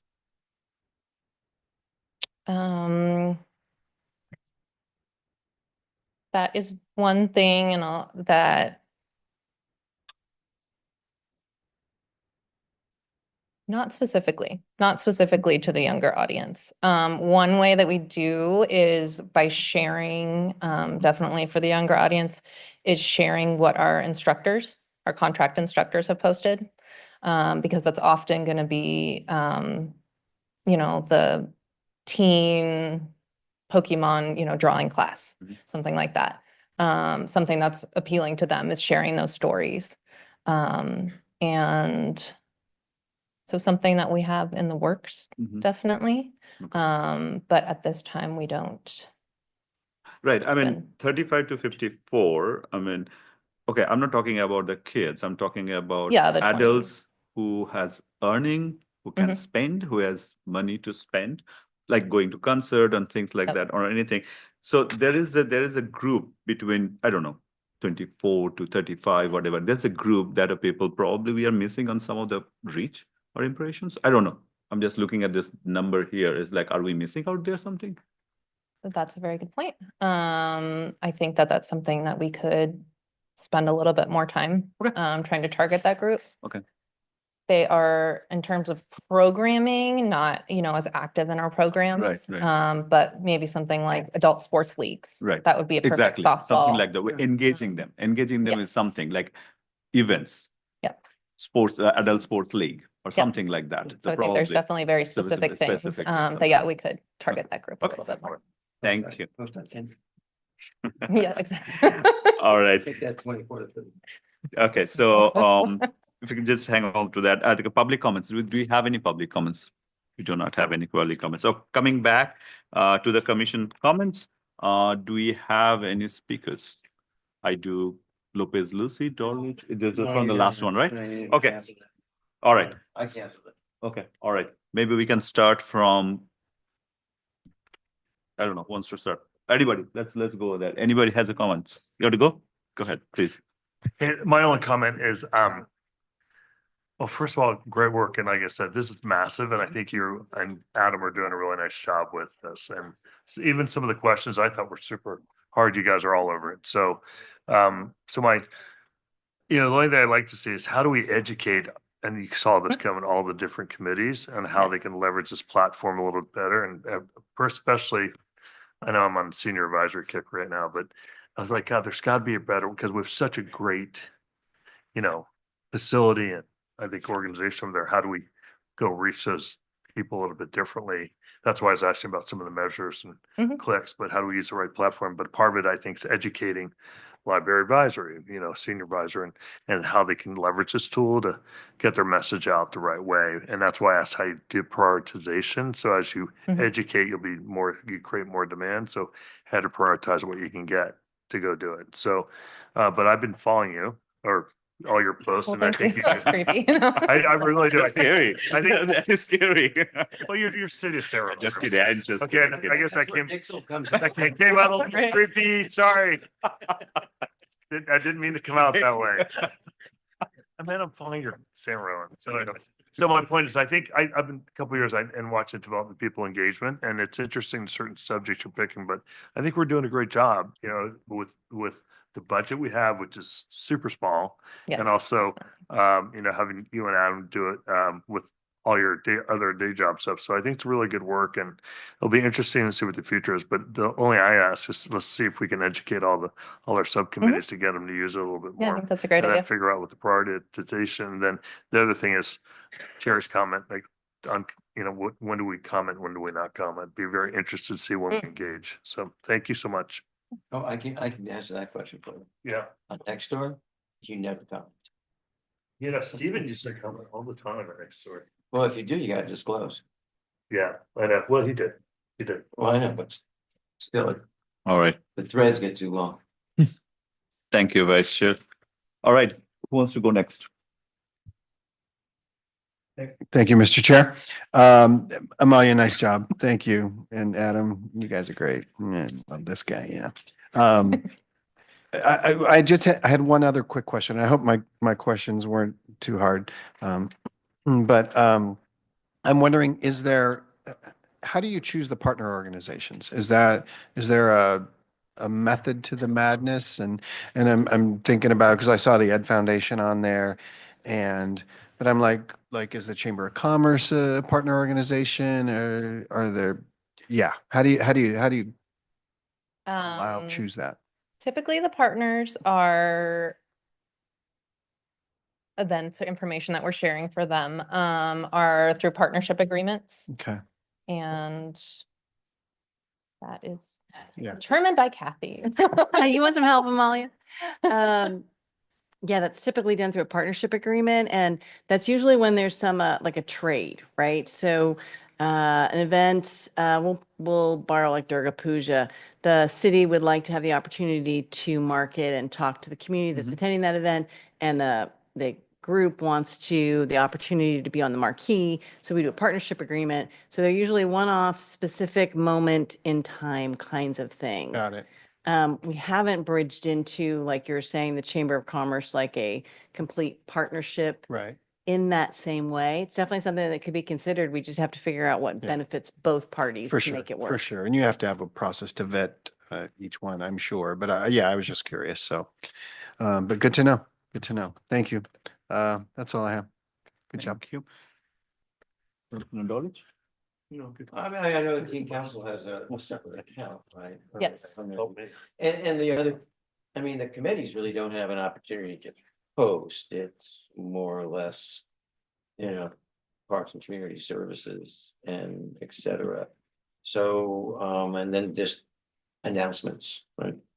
Yeah, I was the Open Space Advisory Committee, when they had, the hikes commission and the and- speakers, and we'll share that event. Yeah, okay. So that's sort of in Cool. that fashion. Yeah. All right, yeah, I mean, it's not a free-for-all platform. No, definitely. Yeah, we don't have log on. No. All right. Thank you. Commissioner Lopez Lucy? No, I don't have anything at this moment. Okay. All right. Thank you. Commissioner Livy? No, I don't have anything to add. Thank you. Thank you. Just a comment. That is a great presentation. When I saw the agenda, I was very excited to hear what you guys are doing. I know you guys are doing great, but I just wanted to know the numbers. So yeah, thank you. Thank you, both of you. And I mean, it is amazing 2 of you can doing that much of work. So thank you. Thanks a lot. And make sure you post that you presented at the Parks and Communities. You take a picture? Oh, one quick question at that. To somebody said, I forgot that. Are we looking at the number for X? Are we decommissioning, de-engaging X, or is it just happening? So 69% drop in the X impressions, right? So is it something because we are intentionally disengaging, or is it just happening even though we are putting some amount of effort? It's intentionally less engagement. Yeah, got it. Got it. Definitely. Yeah, got it. Emergency. Yeah, got it. Okay. All right. Thank you. Thanks a you. lot. Okay. All right.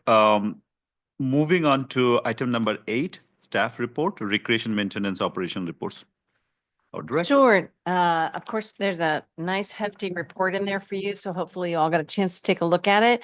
But if you didn't, then I'm going to give you a couple highlights that I thought were particularly interesting. We did our first nature story time on Lake Annabelle.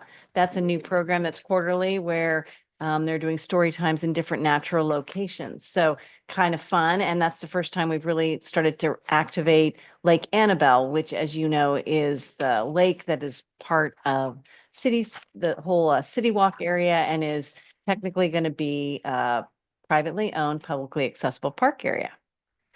Also at Forest Home Farm, the bees are back. So the tree that fell down, the bees that got pulled out, went and lived with Councilmember Armstrong. It's good to say. And then It's good to say that. it took a small army of people with intentions to try and figure out how to get them back. So Public Services built this wonderful platform, and then the bees got moved back into their new homes. And this is really exciting because as everybody talks about climate change and how bees play a kind of a crucial role in our environment, the fact that we now have the original lineage of the bees that were there are back there, and we can interpret that, and then the honey will be used for the education program. So all very exciting. So nice article on that. Big buzz on Nextdoor. Thank you. And then you might have seen also at the farm, the Tassajara 4-H is doing a food preservation project. So really also kind of cool stuff going on at the farm with that. So that's kind of branching out and doing something we haven't done before. And then from Public Services, you know, we had some of that wind, and we had several tree branches fail at a couple of different parks. It's always a good note to be aware of that in stormy weather. Those branches every now and then do come down, and it's quite costly to fix them. So that one at Hidden Crest was a almost $2,000 bill. And then finally, one of the coolest things in that rec report, I actually think is at the very end. It's the San Ramon Olympic Pool expansion joint repair. I had no idea personally that one of our public works staff went down in the water with a hookah line up to the surface for air and took this patch and stuck it in the crack. I mean, that was fascinating to me that would work that way. So it's a great little article, and kudos to the staff that do that, you know, that really are outside the box, not just, you know, cutting a tree or, you know, fixing a piece of cement. They're actually in the water, making our pool safe and smooth so that people don't stub their toes and everything stays great. So anybody has any other questions on the rec report, I'm happy to attempt to answer. Any questions for staff report? No. Okay. Coming to liaison and report. So let's start from right side with our Commissioner Levy. Sure. So the only thing I have is I attended the October 15th teen council meeting last month, and there's one next week. But for last month's, in terms of business that was covered, they approved participation in the Winter Teen Open Gym Night event, which is scheduled for Saturday, February 1st from 7 to 9, and it will be exclusively for teens, which is a pretty cool thing. They also approved the 24-25 Teen Council ambassadors appointments, and the ambassadors and their parents were there at this meeting, and it was really cool to see them all kind of, you know, acknowledge that moment and kind of, you know, receive that recognition. So I was glad I could see that. They approved the Senior Tech Day workshops and flyer, which we heard a little bit about the other side of that earlier from the Senior Advisory Committee. So that's cool that program continues. And then they also heard an update on the Outstanding Teen Citizen Award Program. And that was pretty much it. Thank you. Commissioner Lopez Lucy. Well, thank you. You heard a lot of what was at the last meeting for going over everything. But one of the great things is the server, the senior foundation paid the money for updating the computer lab. And so it's smaller. They have less computers now, but they updated the computers because they had been there like 12 years or so. So, you know, they were really outdated. So they've updated them.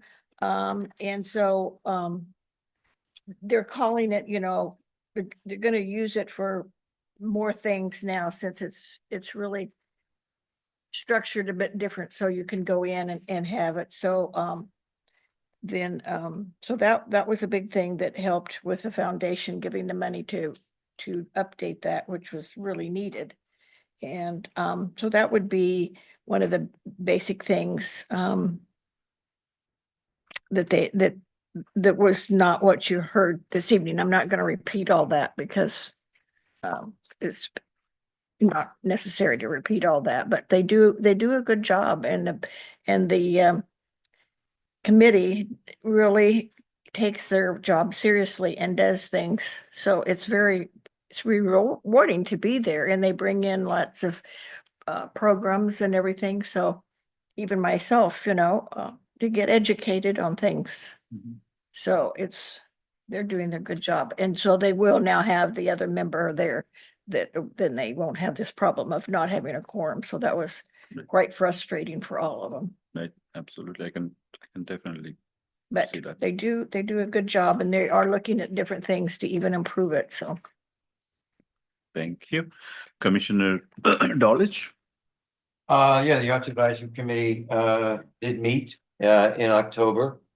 Adam left. So I guess I gotta go through this, huh? We looked at a draft, marketing plan, and provided feedback for the Doherty Station Community Arts Center. And then the second agenda item really, dovetailed into that, which was a discussion regarding the studio rental program and getting some feedback on that. So the bottom line is there have been a lot of events at the Arts Center, but not as consistent a rental program as was anticipated. So the music studios, the art studios, are not really fully engaged. So there was a discussion and conversation regarding what can be done to, get more engagement on that. Is it a, a first week free, try it out, see how it works kind of thing, or a BOGO, or, something along those lines on how to do that. One of the other things we discussed was how to get more of the community activities, involved at the center, so there were some programs and activities that utilize other facilities in the city that could perhaps use, say, the Ridgeview room, because it's a large room, a lot of good location, a lot of parking, rather than a private facility. So there was some conversations regarding that and how to get more engagement.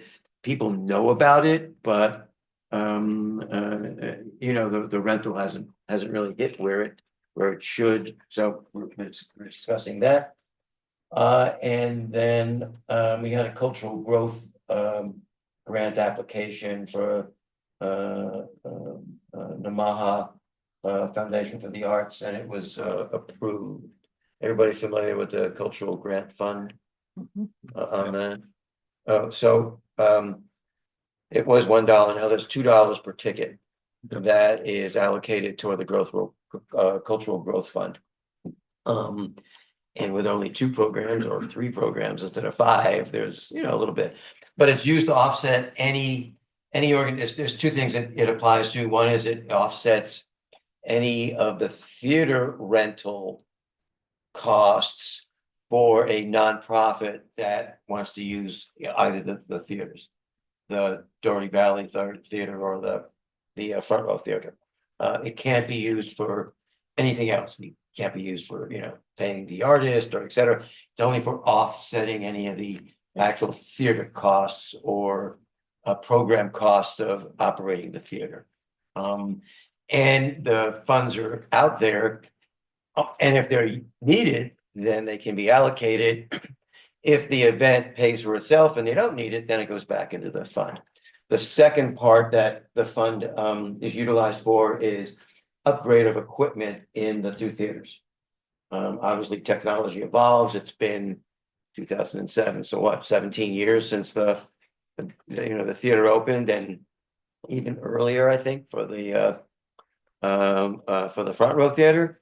So you got to refresh that technology, and It is expensive. Monitors, soundboards, video equipment, lighting equipment, software for the lighting equipment, et cetera, et cetera. So the other use of the Cultural Growth Fund is to, continue to always evolve the technology platform in the theaters. So those were the three items, the marketing plan, some discussion on how to generate additional usage of the rental program for the studios, specifically the music studios, and then the fund. The Arts Advisory Committee probably gets about maybe 6 grant requests a year. And probably 3 of those are repeats that have been coming in for 3 or 4 years, because once somebody, Right. understands there's the program, they come back. But it always goes back into the fund if it's not used, so it's kind of a zero-sum game there. And that was the Arts Advisory Committee meeting. All right. Thank you. Vice Chair Bird. Okay, I had the city council meeting on, October 22nd. I went first, so that's Kathy, which was great.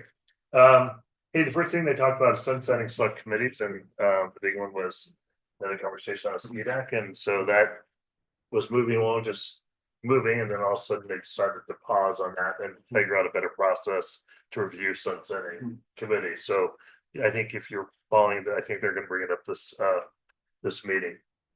They reviewed under new businesses, a zone ordinance for outdoor amusement. So particularly if you think about Sunset having transition over, big parking lot over Chevron, I'm just using that as an example.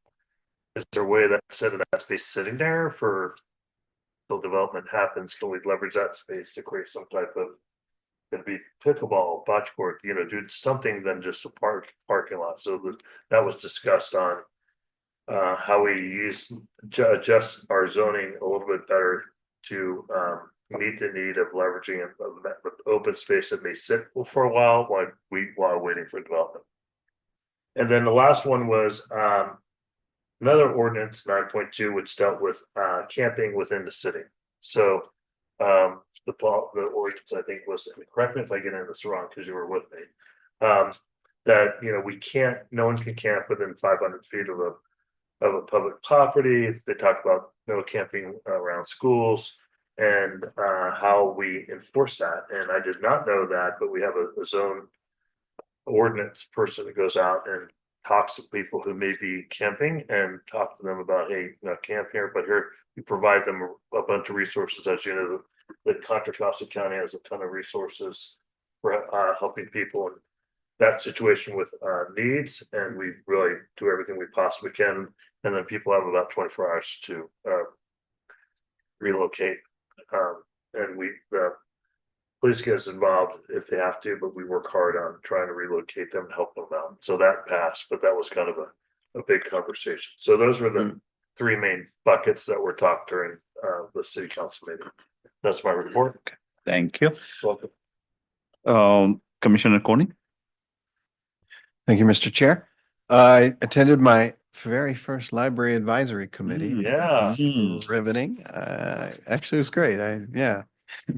So they talked about upcoming events and including the 2 remaining jazz concerts and book sale.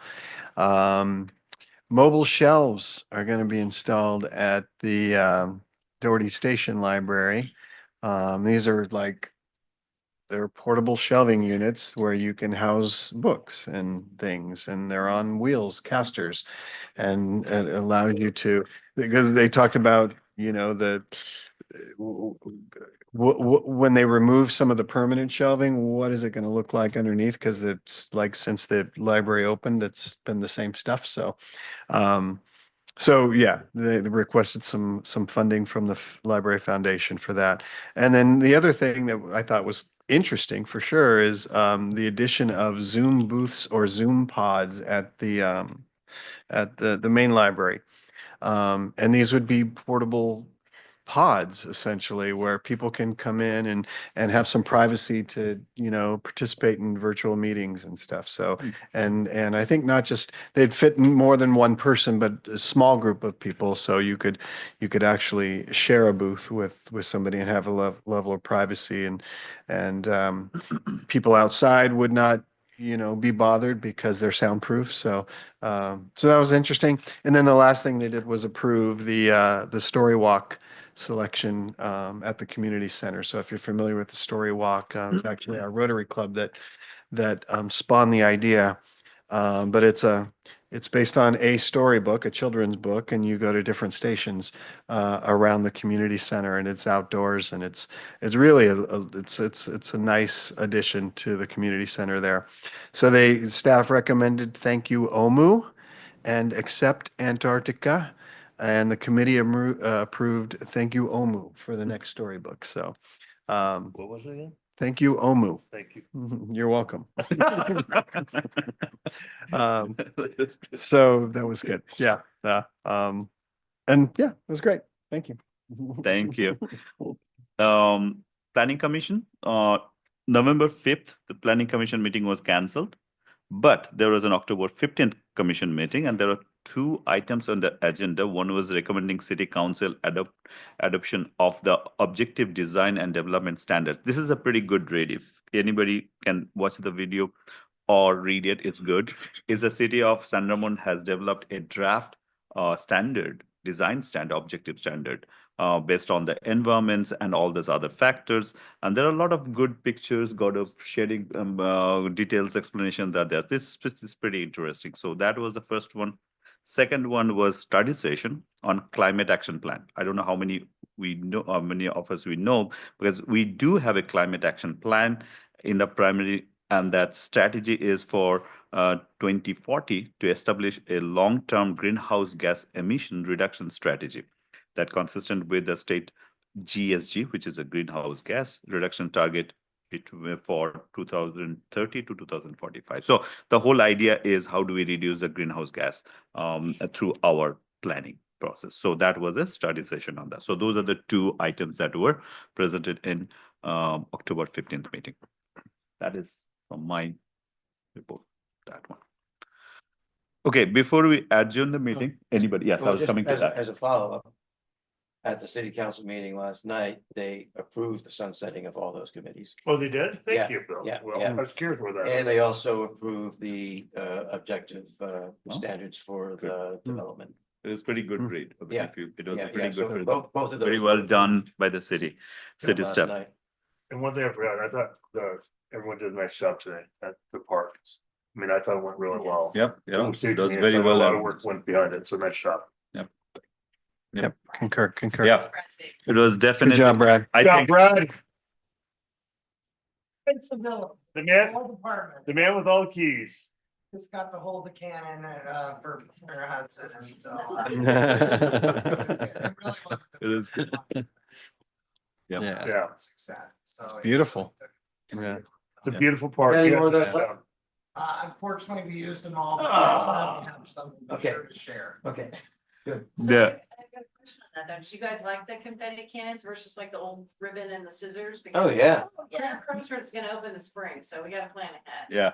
Well, no, Yeah. they were cool. I would throw in money so we could all have one and do it together. So it's that exciting.